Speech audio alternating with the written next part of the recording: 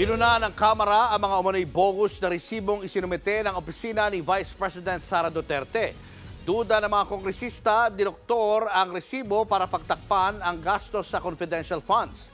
Nasa frontline ng balitang yan si Marian Enriquez. No-show pa rin si Vice President Sara Duterte at ang 7 pinatawag na opisyal ng OVP sa pagpapatuloy ng pagdinig ng House Committee on Good Government kanina. Kaugnay pa rin ito sa kontrobersyal na confidential funds ng ahensya at ng Department of Education na dating hinawakan ni VP Sara. Kaya ang mga mambabatas medyo napupuno na raw. We will just reissue another subpoena. Huwag nyo naman kaming hahamunin ang committee ito na mag-issue na kami ng contempt order sa inyo. Una nang hiniling ng Kamara sa DOJ na isyuhan na sana ng Immigration Lookout Bulletin ang 7 opisyal ng OVP. Pero sabi ng komite, nakalipad na pa-Amerika nitong Lunes ang Chief of Staff ni VP Sara na si Zulaika Lopez. Kinumpirma naman sa hearing ni Attorney Michael Powa na nag-resign na siya bilang spokesperson ni VP Sara. Sa pagpapatuloy ng investigasyon ng mga kongresista sa higit 612 million pesos na confidential funds ng OVP at DepEd mula 2022 hanggang 2023, pinuna ng mga mambabatas ang anilay red flags sa mga tila bogus na resibong ipinasa ng opisina ni Vice President Sara Duterte sa COA.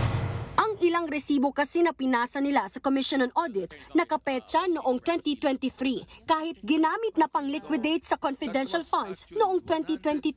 Meron ding resibo na nauna pang na-issue noong November 2022 kahit December 2022 lang inilabas ang pondo.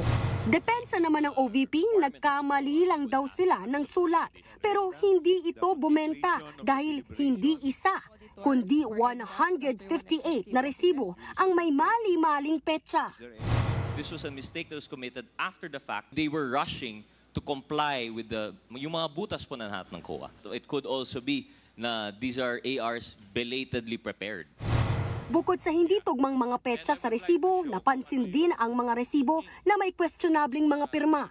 Pinalalabas kasi na iba-ibang tao ang tumanggap ng pera base sa resibo. Pero tingin ng mga kongresista, isa ang Assistant Chief of Staff ni VP Sara na si Lemuel Ortonio ang pumirma sa mga ito.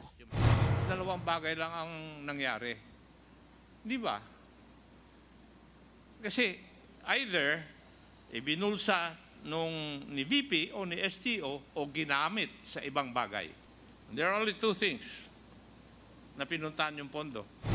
Nagbabalita mula sa Frontline, Marian Enriquez, News 5.